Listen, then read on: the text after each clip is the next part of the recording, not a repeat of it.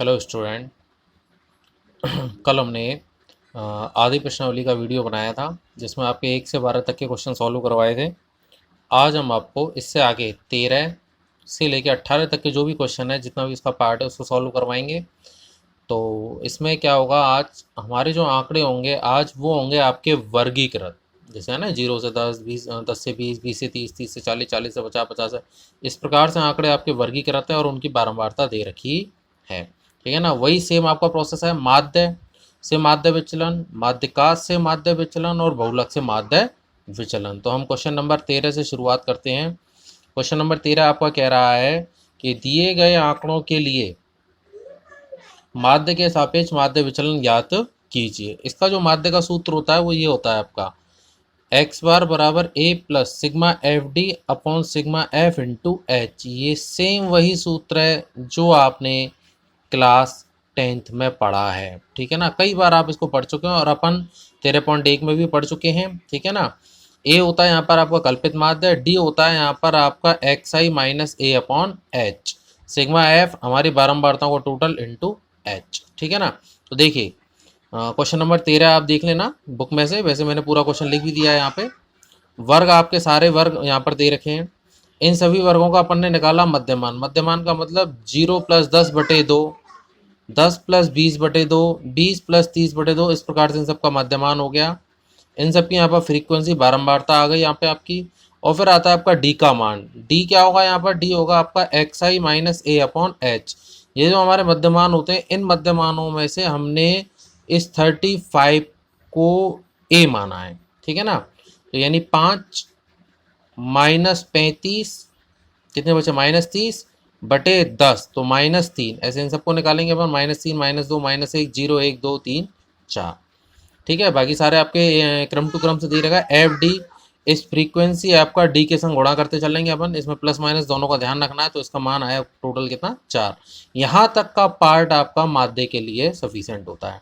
तो देखो बेटा, A plus 35 plus sigma F D यानी 4 अपॉन सिग्मा एफ, टोटल बारंबारताओं का योग 50 इंटू एच, कितना आया 35.8। ये हो गया हमारा माध्य x bar.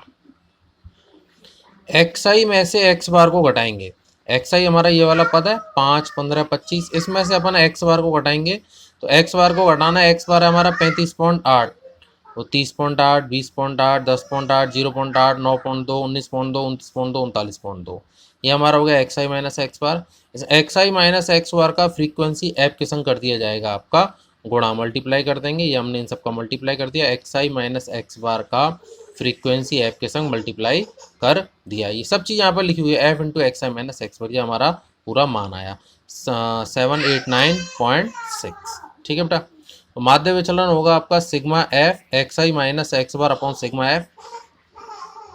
F X I minus X bar आप निकाल चुके हैं। इसका सिग्मा यानी इसका टोटल आपने लिखा बटे सिग्मा एफ यानी 50, तो उसमें भाग देने पर आया आपका 15.792। क्वेश्चन नंबर 13 मैंने सॉल्व कर दिया है। क्वेश्चन नंबर 14 आप स्वयं करेंगे। ठीक है, सेम ट्रिक से सवाल है, आपको करना है। आप मेरे YouTube चैनल पर कमेंट करके कोई भी बात, कोई भी चीज़ के बारे में क्यूरी हो तो आप उसमें बता सकते हैं। मैं आपको आपकी समस्या का आंसर दूंगा। ठीक है बेटा। नेक्स्ट चलते हैं अपन क्वेश्चन नंबर 15 की ओर।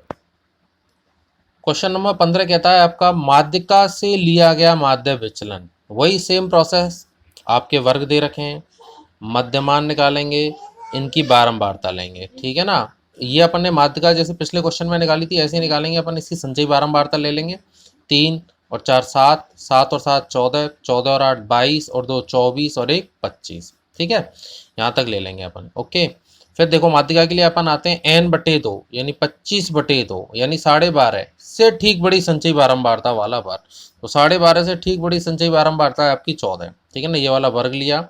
ठीक है, आ रही है समझ में।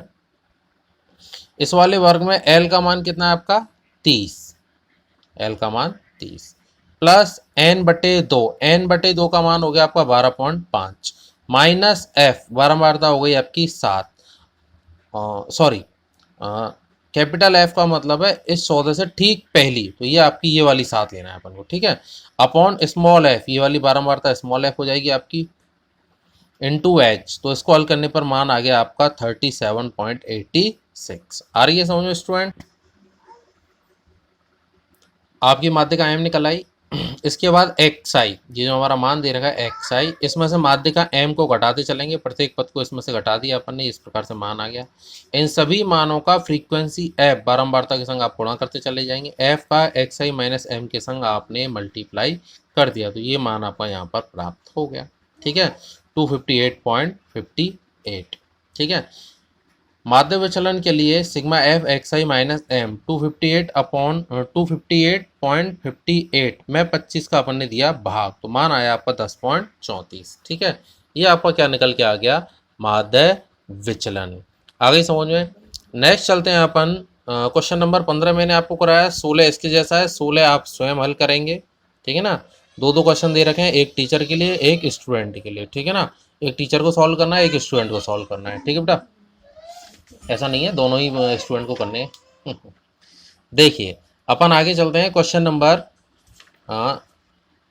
17 की ओर, जो आपका है बहुलक के सापेक्ष माध्य विचलन। ठीक है ना, बहुलक का सूत्र वही 10th वाला है आपका, z बराबर l plus f1 minus f0 upon 2f1 minus f0 minus f2 upon h।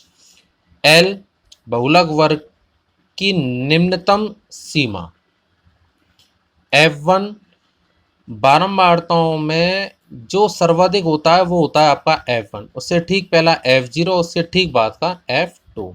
ठीक है, बहुलक z बराबर होगा आपका l plus f1 minus f0 upon 2f1 minus f0 minus f2 into h।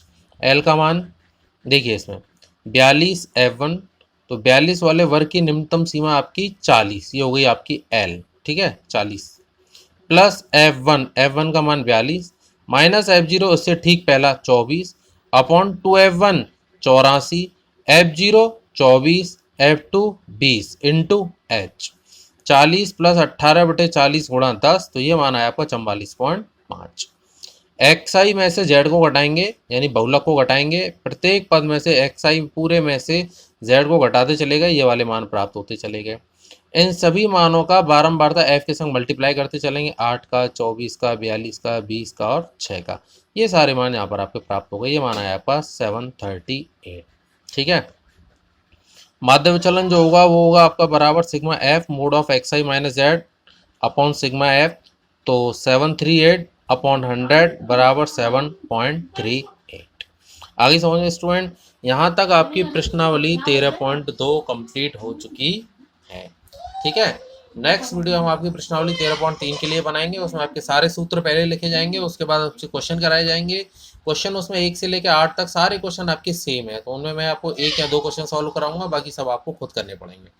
ठीक है स्टूडेंट, और इस प्रश्नावली के कई प्रश्नों के उत्तर गलत आ रहे हैं, आप अपनी कैलकुलेशन को 1-1, 2-2 बार चेक करें, उससे आपके सारे आंकड़े यदि सही आ रहे हैं तो वही आपके मान है।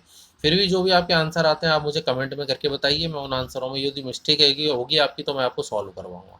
ओके, फिर मिलते हैं आपकी नेक्स्ट वीडियो में। और हाँ, मेरे चैनल को सब्सक्राइब करें, बेल आइकन दबाएं और इसको लाइक करें, शेयर करें, सारे स्टूडेंटों के पास ये वीडियो पहुंचाएं। आपकी प्रश्नावली 13 और 14 हम इससे कंप्लीट कराएंगे। Okay, good bye student.